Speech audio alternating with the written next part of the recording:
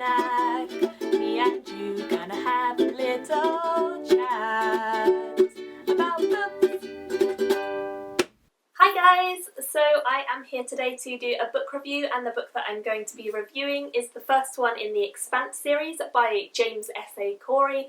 This is called Leviathan Wakes. As you guys know, I have been trying to get more into sci-fi recently, and I've been enjoying sci-fi a lot more. This was part of my attempt to get more into the sci-fi genre, and it was also the book that we read as part of my read-along group, which I will link down below if you want to join, in April. I wasn't sure how to feel about it going into it because I had actually read The Dragon's Path fairly recently, and James S.A. Corey is a kind of pseudonym for Ty Frank and Daniel Abraham, and Daniel Abraham is the author of The Dragon's Path. I gave The Dragon's Path 2 stars. I didn't like it that much. I found it really hard to get through.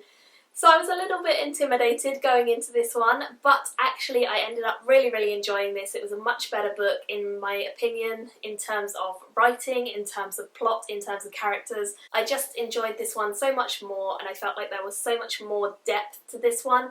Even though the other one had a lot of focus on one area, this one had a lot of different stuff going on, and I enjoyed it. So let's get into what this one's all about. So the story of Leviathan Wakes focuses on 2 main protagonists. The first one that we follow is called Holden. He is the member of a crew that travels around the belt. This society is a society where everyone lives in space. We have people who live on Earth, but we also have people who live on various other planets, and we've got belters who are sort of born in space, travel around space for their jobs and things like that. He always tries to do the best or right thing. He always is looking out for his crew, and I've definitely found that Holden was the more likeable of the 2 characters, at least for me, and that his storyline was definitely the one I got drawn into the quickest. He sounded like an intriguing personality right from the get-go, which was good because I liked to be hooked into a story with someone who's a little bit different, and straight away his plotline was very catastrophic and there were big events that were happening straight away, so I enjoyed getting thrown into the story and seeing things go wrong and seeing how he dealt with it and seeing his personality, so that was definitely enjoyable. And then in contrast we have Miller.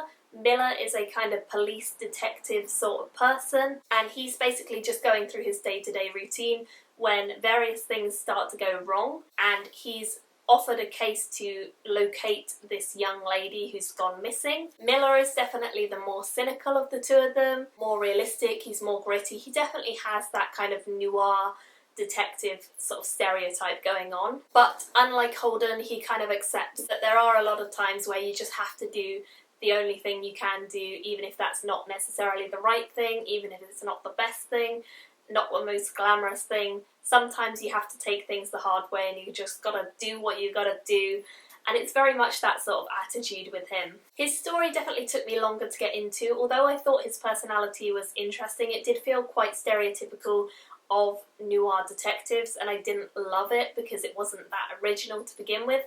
However, as the story went on, I definitely felt like I developed more of a relationship with him, and I enjoyed his story more when the 2 storylines kind of came together. I think that the dual narrative definitely did work well.